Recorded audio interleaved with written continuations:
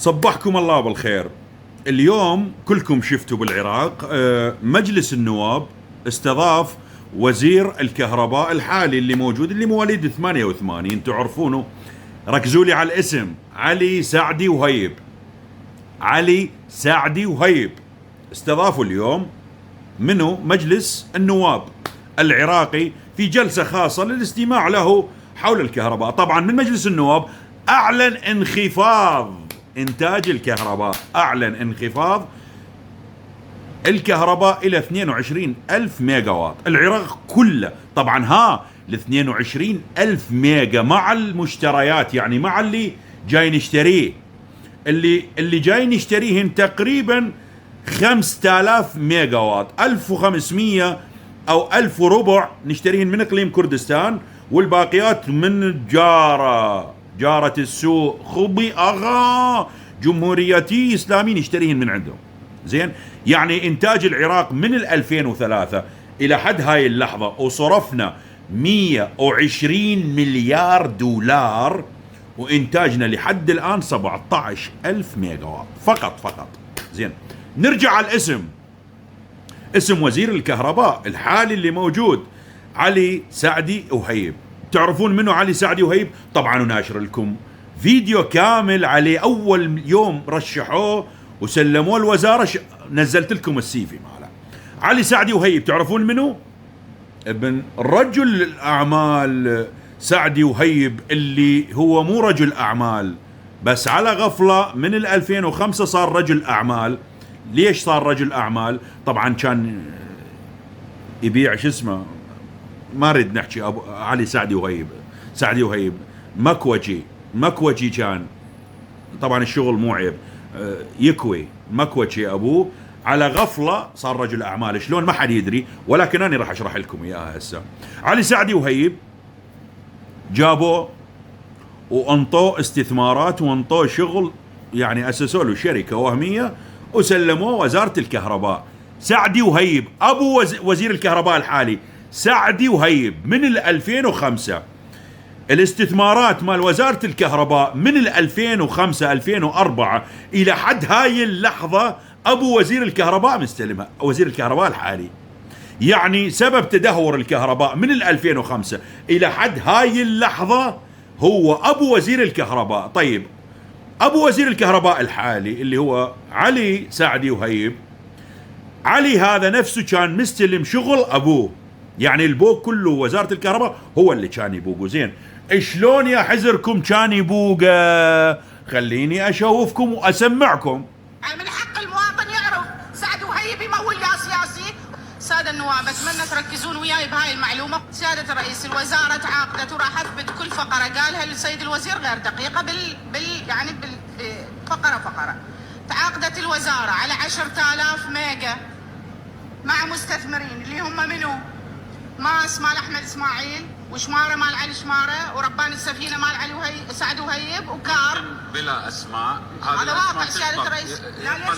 يقولها بلا اسماء، لا تفضحينهم، هذول متعاملين احنا وياهم وحصصنا مضموننا بالجيب، لا تذكرين اسماء، ما يصير. اسمع لا خلي يعرفون الناس كار المن. ليش اعطي عقد بيه بس 7 مليار دولار كار الياحسب متنفذ تابعه. من حق المواطن يعرف سعد وهيب يمول يا سياسي، وكار الياحسب سعد وهيب يمول يا سياسي، يعني هو ومنه 50-50. اسمع كركي تابع، واحمد اسماعيل المن. لا تقول لي اشطب اسم سياده الرئيس، لازم الشعب يسمع. اولا احنا ال 10,000 ميجا واط سياده الرئيس ايش قد تكلفنا صيانه وتشغيل تقريبا 3 مليار و300 سنويا. هذا الرقم الساده النواب ثبتوه، اذا واحد يكتب 3 مليار و300 ل 10,000 ميجا تشغيل وصيانه. ال 20,000 ايش قد تكلفني؟ 6,600. ايش قد اصرف عليه وقود ال 3,000 ميجا سياده الرئيس؟ 5 مليار دولار وربع سنويا. اسمع، ال 20,000 اصرف عليها ايش قد؟ 10 مليار دولار. اجمعوا لي الساده النواب 10,000 ميجا اضربوا لي اياها ب 8,000، ما راح اقول 8,000 ساعه، 8,760. اضربوها بالسعر اللي احنا نشتري ويا الوقود ايش قد يطلع، واضربوها ب 17 سنه ونص، واضربوا لي سعر الوقود سياده الرئيس. راح نصرف 300 مليار دولار على مدى 17.5 إلى 20,000 ميجا. 300 مليار وشويه. طبعا متعاقدين كله 20 سنه لي قدام. سعدي وهيب ابو وزير الكهرباء، وزير الكهرباء الحالي متعاقد ويا الدوله لمده 20 سنه لي قدام، راح يلعن والد والديكم لمده 20 سنه لي قدام. طيب انا راح اشرح لكم يعني شغله بسيطه، طبعا شارح لكم اياها هذا الموضوع من 6 سنوات وموجود. انزلوا بالبيج على الفيسبوك راح تلقون لمده 4-5 سنوات، راح تلقون الفيديو موجود شارح لكم اياه. طيب اجي اني وانتم هسه قدامكم بحسبه جدا بسيطه. ليش احنا ما عندنا طبعا الكهرباء انسوها، ما راح تصير ولا راح تصير الى قيام الساعه طالما انتم اسكتوا وارفعوا اعلام ايران، ما اوصيكم انسوها الكهرباء. طيب خلي اجي اشرح لكم اياها ببساطه. احنا يقولون هم على قولهم هم، طبعا هذا تصريحهم هم، يقولون احنا صرفنا 120 مليار.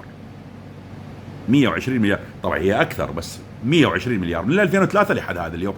طيب خلينا نجي نحسبها ببساطه. 120 مليار، ما نقول 120 مليار، 100 مليار حجي. هاي الصورة اللي يشوفونها، هذا التقرير اللي يشوفونه، أكبر 3 محطات في مصر بنيت. المحطة الوحدة تنتجت 4800، هم شارحها قبل بالتفصيل الممل وفيديو. 4800 ميجا المحطة الوحدة. ايش قد تكلفتها؟ مثل ما جاي يشوفون تكلفة الوحدة 2 مليار تكلفة الوحدة. طيب اجي احسبها اني وانتو، المحطة الوحدة 4800 تنتج، احنا صرفنا ما نقول 120 مليار، لا ال 20 مليار طايحة لهم 100 مليار.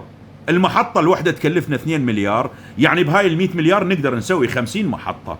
زين، مثل ما جاي تشوفون انتو 50 اضربها 50 محطة في ضرب 4800 ميجا واط، الناتج الاجمالي مثل ما جاي يشوفون 240 ألف ميجا واط المفروض عندنا، المفروض طبعا. طيب حاجتنا الفعلية احنا العراق حتى الكهرباء ما يطفى عندنا. طبعا حاليا مثل ما قلت لكم وزير الكهرباء صرح انخفاض، احنا عندنا 22 ألف ميجا فقط. حاجتنا الفعلية حتى ما يطفى الكهرباء ولا ثانية. ايش قد نحتاج؟ نحتاج من 50 الى 55 الى ماكسيمو 60 ألف ميجا واط نحتاج. فراح ناخذ الماكسيمو اللي هي 60 ألف ميجا واط. زين، المفروض عندنا قلنا ايش قد؟ 240 مثل ما جاي يشوفون، 240 ألف ميجا واط، نقص منها 60 ألف. ايش قد الناتج اللي يبقى؟ 180 ألف ميجا واط المفروض عندنا زيادة، هاي نبيعها للدول. شفتوا علي ابن سعدي وهيب ايش جاي؟ هذا وزير الكهرباء وابوه شو مسوين بيكم؟ هالفاسد ابن الفاسد هذا، يعني انتم متأملين كهرباء. شفتوا الزيدي جاب منه؟ جاب الوزراء اللي الحرامية اللي وياه اللي كل هاي السنين يبوقون. طبعا علي الزيدي هم وياهم، برز نجمه بال2009 من استلم العقود وسوى الصيرفة، المكتب مال الصيرفة، وقام يغسل لهم اموال، وبعدين استلم العقود مال مفردات البطاقة التموينية وقام ياخذ ضعف الدبل، برز نجمه وصار صاحب مليارات. ويا هذا من 2008 2009 علي الزيدي، فجاب الحرامية اللي كانوا يبوقون وياه وماخذين الوزارات رجال اعمال بروسكم. تنتظرون من هذول شيء؟